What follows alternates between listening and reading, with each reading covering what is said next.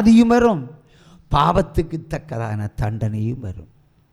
தப்பித்து போக வேண்டுமென்றால் முன்னாடியே வந்து யாத்திராகமம் 30:15-16, லேவியராகமம் 19:22, எபிரேயர் 5:1 நீ பின்பற்ற வேண்டும். ஒரு ஆசீர்வாத வாக்குத்தத்தம் கொடுத்தா அந்த ஃப்ரேமை வீட்டிலே போட்டு வைப்ப. கர்த்தர் என்னை ஆசீர்வதிக்க போகிறார், பாலாக்காமல் தலையாக்குவார், கீழாகாமல் மேலாக்குவார், 12 மாதம் எனக்கு வீணாய் போயிடும். வாக்குத்தத்தம் உண்மைதான்.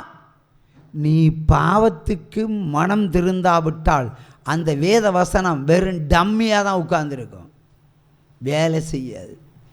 ஆனால் மனம் திருந்தி பாவ நிவாரண பலி செலுத்தி கர்த்தரிடத்தில் மகனாய் வந்து பாரு, உன்னை 28 உபாகமம் 28:1 சகல ஜாதிகளுக்கு முன்பாக உன்னை மேன்மையாய் வைப்பேன். அல்லேலூயா. உயர் அடைக்கலத்தில் என்னை வைப்பவரே, உந்தன் நாமத்தை ஸ்தோத்தரிப்பேன்.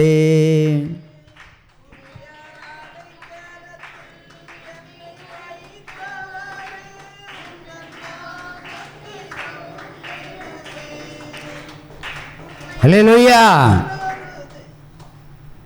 உயர் அடைக்கலத்தில் வைத்து காப்பேன் என்று சொல்லுகிறார். தேவனுக்கு பிள்ளையாய் மாறு, அவருடைய சகல ஆசீர்வாதங்கள் நமக்கு தான். இப்போ தகப்பன் பேரில் 10 ஏக்கர் நிலம் இருக்குது, அது மகனுக்கு தான் சொந்தம். பக்கத்து வீட்டுக்காரனா சொந்தம், மகனு தான் சொந்தம். நீ அவருக்கு பிள்ளையாக மாறு, மொத்த பரலோகத்தினுடைய சொத்துக்கள் உனக்கு சொந்தம். உற்சாகமாக கையை தட்டலாம். ரியாலிட்டி தென் ப்ராக்டிக்கல். கர்த்தர் செய்ய போகிறார். அவருடைய பிள்ளைகளை அவர் உயர்த்தியே தீர்வார். உலகத்தில் முக்கோடி முக்கோடி முக்கோடி முக்கோடி பேய்கள் எல்லாம் ஒன்று சேர்ந்து நின்னாலும் சரி, உலகத்தில் இருக்கிற பல ஆயிரம் கோடி மந்திரவாதிகள் ஒன்றா சேர்ந்து உனக்கு விரோதமாய் அம்புகளை தொடுத்தாலும் சரி, நான் நிற்கும் வரைக்கும் உன் சிரசில் இருக்க ஒரு மயிர் கூட விழாது என்று கர்த்தராகிய தேவன் இன்றைக்கு விளக்கமிட்டு சொல்லுகிறார். நான் கர்த்தர். அல்லேலூயா, அல்லேலூயா, அல்லேலூயா, அல்லேலூயா, அல்லேலூயா, அல்லேலூயா, அல்லேலூயா, அல்லேலூயா, அல்லேலூயா, அல்லேலூயா.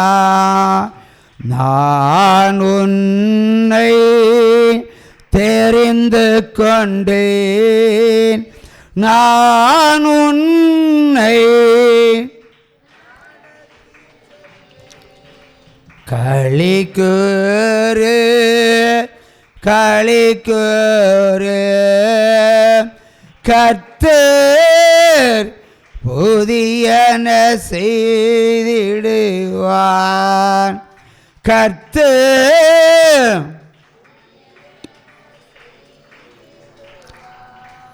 அப்பா பிதாவே உமக்கே ஸ்தோத்திரம்.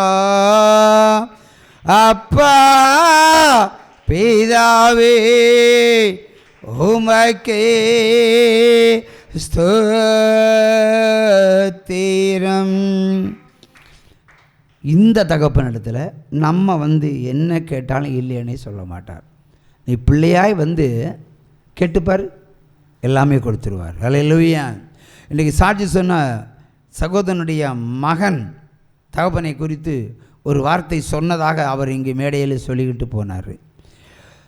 நான் குடித்து வெறித்து படுத்து கிடந்தாலும் என் மகன் எல்லாரிடத்திலும் சொல்லுவான், என் அப்பா என்ன கேட்டாலும் வாங்கி தருவார் என்று. குடிகாரன் அப்பா மேலேயே விசுவாசம் வைத்திருக்கிறான். அல்லேலூயா.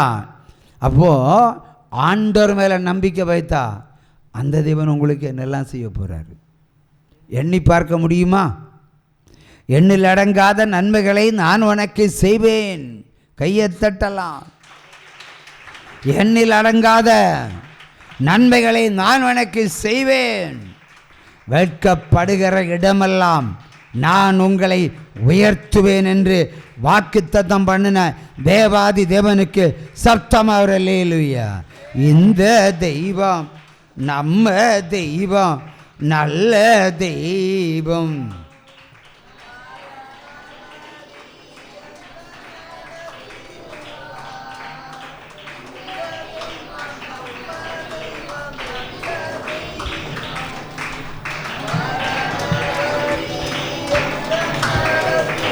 வாசிப்போம் 1 கொரிந்தியர் 4ஆம் அதிகாரம் 21வது வசனம். 1 கொரிந்தியர் 4ஆம் அதிகாரம் 21வது வசனம்.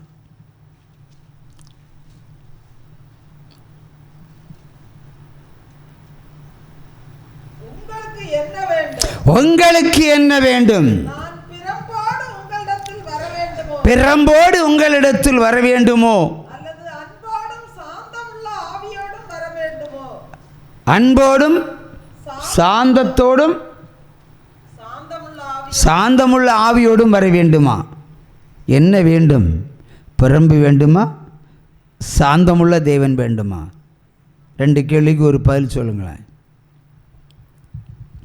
அல்லேலூயா. உங்கள்கிட்ட தான் அந்த கேள்வி. பிரம்போட வர வேண்டுமா? அன்போட வர வேண்டுமா? உனக்கு தான் பிரம்பு வேணும். நான் இவங்கள்ட்ட கேட்குறேன், சொல்லுங்கள். அன்போடு தேவன் வர வேண்டுமா? பிரம்போடு வர வேண்டுமா? பிற நீங்கள் சொல்லுங்கள். அன்போடு தான் வர வேண்டும். ஏன் அன்போடு வர வேண்டும் என்று எதிர்பார்க்கிறீர்கள்? நீங்கள் அன்புள்ளவராக இருந்தால் அவர் அன்புள்ளவராக இருப்பார். நீங்கள் பிறரை நேசித்தால் நிச்சயமாக அவர் உங்களுக்குள்ளே அந்த மாதிரி தான் வருவார். நீங்கள் பிறரை பகைத்தால் அவர் உங்களை பகைக்கிறவராக வருவார். நீங்கள் பிறருக்கு துரோகம் அளித்தால் அவரும் உங்களுக்கு துரோகம் அளிப்பார். நீங்கள் அக்கிரமம் செய்தால் அவரும் அக்கிரமம் செய்வார். நீங்கள் பிறரை அடித்தால் ஆண்டவர் உங்களை அடிக்க வருவார். உற்சவமாக கையை தட்டலாம். அல்லேலூயா. அன்பை எதிர்பார்க்கிறீர்கள். ஆனால் யாரிடத்தில் உங்களிடத்தில் உண்மையான அன்பு இருக்கிறது? யாரிடத்தில் உண்மையான அன்பு இருக்கிறது? உங்களுடைய அன்பு யாரிடத்தில் இருக்கிறது? உங்களுடைய அன்பு யாரிடத்தில் இருக்கிறது? நீங்கள் தானே அன்பை குறித்து நீ பிரசங்கம் பண்ணிட்டு போனீங்க. உங்களுடைய அன்பு யார்கிட்ட இருக்கு? அம்மாவிட்ட இருக்கு. அம்மாக்கிட்டே இருக்கு. மாற்றி மாற்றி பேசாதீங்க, அதை ஒன்று பேசு. உங்களுடைய உண்மையான அன்பு யார்கிட்ட இருக்கு? முதல்ல அம்மா தானே சொன்னீங்க. அம்மா பெருசா ஏசப்பா பெருசா? ஏசப்பா தானே பெருசு. முதல்ல அப்படி சொன்னீங்க. உலகத்தில் இருக்கிறவரிடத்தில் அன்பு செய்வதை விட உலகத்தை உண்டாக்கின தேவனிடத்தில் அன்பு செய்தால் அல்லவா நல்லது, இல்லையா? அப்பா கூட ஒரு நாள் உங்களை விட்டுருவார், பின்னாடி தான் இருக்கிறார்.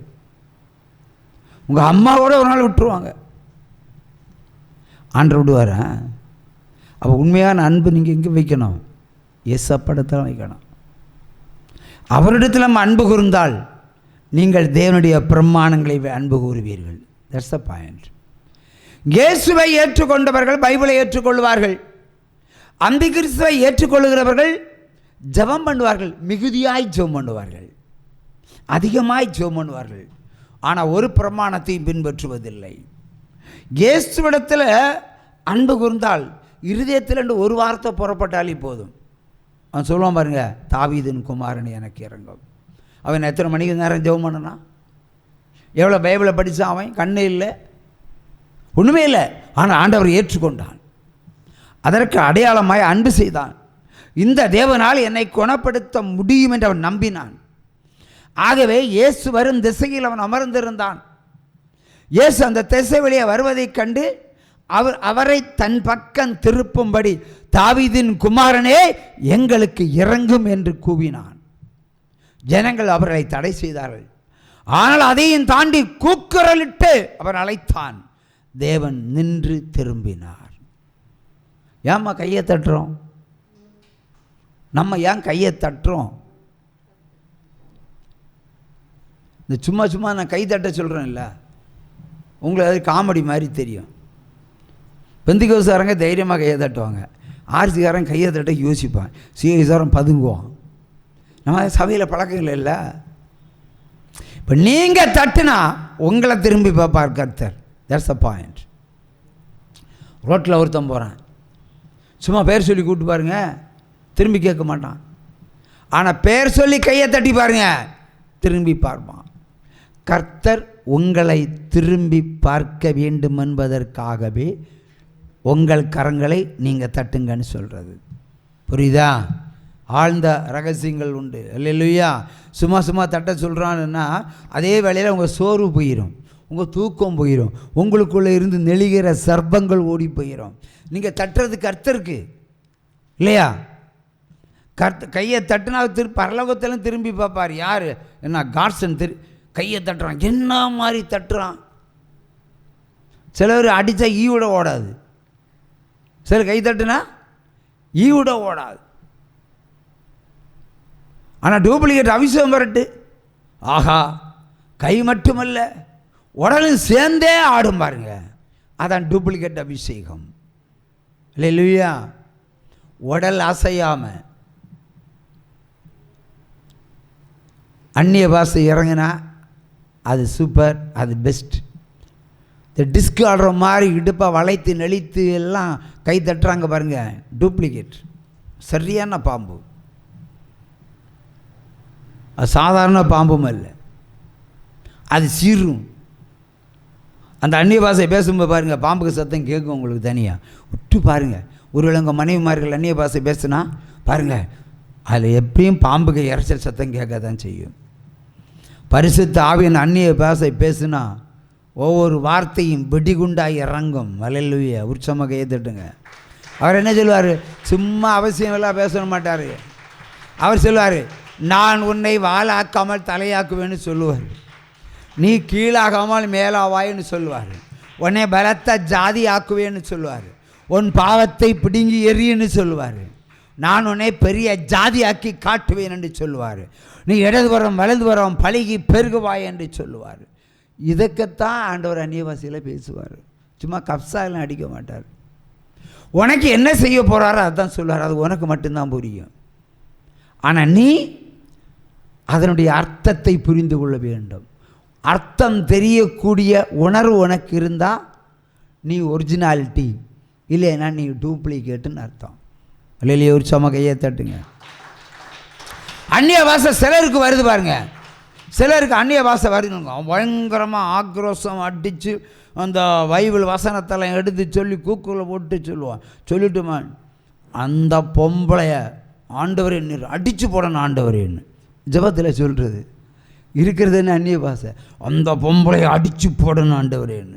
ஏன்னா நேற்று தான் சண்டை வச்சுருப்பாங்க, அந்நிய பாஷையில் ஞாபகத்து வரும், அவளை விடக்கூடாது ஆண்டவரே, பல்ல கடித்து பேசுகிறதெல்லாம் அந்நிய பாஷையா? இதெல்லாம் பாம்பின் ஆவிகள், அந்தி கிறிஸ்துவின் ஆவிகள். பரிசுத்த ஆவியானவர் அடிப்பேன்னு சொல்லுவார், கொல்லுவேன்னு சொல்லுவார், அது ஊழியக்காரர்கள் மூலம் தான் சொல்லுவார், உங்கள் விசுவாசிகளை வச்சு சொல்ல மாட்டார். அது எங்களுக்கு கொடுக்கப்பட்ட அதிகாரம். என் வாயிலண்டு நாளைக்கு நீ சத்து போவேன்னு சொன்னால் ஆண்டதை செஞ்சு முடிச்சு போயிட்டே இருப்பார். நீங்கள் கொல்ல சொல்கிறதுக்கெல்லாம் ஆண்டவர் அடியாளை வந்து செய்ய மாட்டார், அது செய்ய மாட்டார். இது ரெண்டுக்குள்ள வித்தியாசத்தை கண்டுபிடிக்கணும். அடுத்து டூப்ளிகேட் அந்நிய பாஷை வந்துச்சுன்னா ஆஸ்தி பெருகிறதுக்கு நீங்கள் ஜெபம் பண்ணுவேன். ஆஸ்தி பெருகிறதுக்கு ஜெபம் பண்ணக்கூடாது, அது அவர் கையில் இருக்குது. உன்னிடத்தில் பரிசுத்தம் பெருகிறது தான் நீ ஜெபம் பண்ணணும். உன்னோட ஆஸ்தி பெருகணும், தேவை பெருகணும், நகை வரணும், பணம் வரணும், சொத்து வரணும் நினச்சேன்னு வச்சுக்கோ, நீ அந்தி கிறிஸ்து. பொண்ணும் வெள்ளியும் ஆண்டவர்கிட்ட கேட்கக்கூடாது. நீ கேட்க வேண்டியது பரிசுத்தத்தை மட்டும்தான் கேட்கணும். கேட்டால் அவர் பார்ப்பார், என் பிள்ளையான ஆள். அப்போ இவளுக்கு எத்தனை வளையல் வேணும், இங்கிருந்து இது வேறு வேணுமா அடிக்கியே போட்டுருவார். எவ்வளோ மாலை வேணும், எல்லாம் ஒட்டியான வேணும், எல்லாம் கொடுத்துருவார். தன் பிள்ளையானால் தன் பிள்ளைக்கு அவர் செய்ய போகிறாரு. அதில் எந்த பாரபட்சமும் பார்க்க மாட்டார். ஸோ முதல்ல he became a daughter and son. ஆண்டவருக்கு மகனாக மாறினால் அவர் உங்களுக்குள்ள வந்து எல்லாவற்றையும் செய்து முடிக்கிற ஒரே தேவன் நம்ம தேவன். அல்லேலூயா. கையை தட்டலாம். அல்லேலூயா. அவர் பெரம்போட வருவார். யாருக்கு? பாவம் செய்கிறவனிடத்தில் அன்பாய் வர மாட்டார். நல்லா நீங்கள் புரிஞ்சுடுங்க. சொல்லி சொல்லி பார்ப்பார், பாவம் செய்யாதே பாவம் செய்யாதேன்னு. அதே மீறி நீ பாவம் செய்வாயானால் அடுத்து அவர் எடுக்கிறது பட்டயம் என்ன? பெரம்பு. ரெண்டாவது எடுக்கிறது பட்டயம், குத்தி கிழிச்சிரும். உற்சாகமாக கையை தட்டலாம். அல்லேலூயா அல்லேலூயா அல்லேலூயா.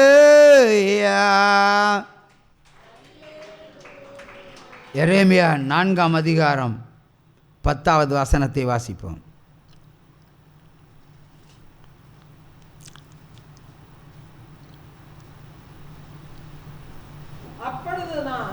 அப்பொழுது நான்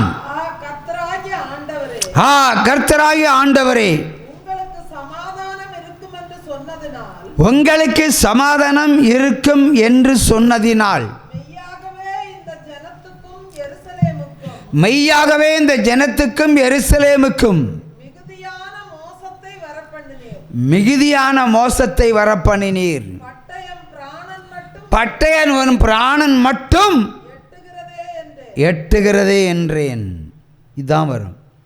முதல்ல பரம்பு சொல்லி கேட்கலன்னா பரம்பை வச்சு அடிப்பார். அப்புறம் பட்டயம் வச்சு அடிப்பார். பட்டயம்னா உன் இருதயத்தை கிழித்தல். அல்லேலூயா. இருதயத்தை கிழித்தல். புலம்பல் 3ஆம் அதிகாரம் 65வது வசனத்தை வாசிங்க.